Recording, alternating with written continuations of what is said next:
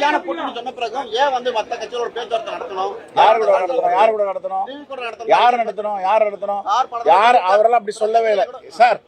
சும்மா மாத்தி மாத்தி பேசாதீங்க. அப்படிலாம் எங்கேயுமே அவர் சொல்லல. நாங்க பேச்சுவார்த்தை தெளிவா சொல்லியிருக்காரு. நாங்கள் திராவிட முன்னேற்ற கழகத்தோடு தான் பேச்சுவார்த்தை நடத்தி கொண்டிருக்கிறோம். எங்க சொன்னார் அவர்? அது மாதிரி நடத்துறோம் சார். அவர் சொன்ன கருத்து வேறங்க. திருச்சி போடுறீங்க நீங்க. அவர் என்ன சொன்னாரு? ஒரு பொலிட்டிக்கல் பார்ட்டினா எல்லோரும் வந்து பேசுவாங்க, எல்லாம் பேசுவாங்கன்னு சொன்னார். நாங்க இங்க பேசணும் அங்க பேசணும்னு சொன்னாரா? எந்த இடத்துலயும் எங்களுடைய அகில இந்திய பொறுப்பாளர் திரு கிரீச்சோடகர்ஜி இந்த தகவலை சொல்லவில்லை. அவரை வச்சுட்டே நான் சொல்றேன். நீங்க திருச்சி எழுதுறீங்க, திருச்சி போடுறீங்க. எங்க சொன்னார் அவரு?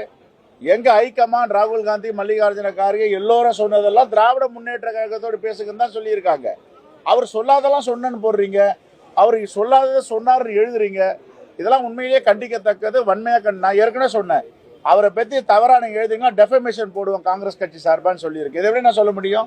கேளுங்க, தெளிவா கேளுங்க, என்ன சொல்றாங்கன்னு எழுதுங்க. சொல்லாததெல்லாம் ஒரு கற்பனை கிட்டாத அளவுக்கு போயிட்டு இவர் அங்க பேசுறாரு, இங்க எங்கேயும் பேசல. ஒரே ஒரு கட்சி திராவிட முன்னேற்ற கழகத்தோடு தான் பேசிட்டு இருக்கோம். ரைட். தேங்க்யூ.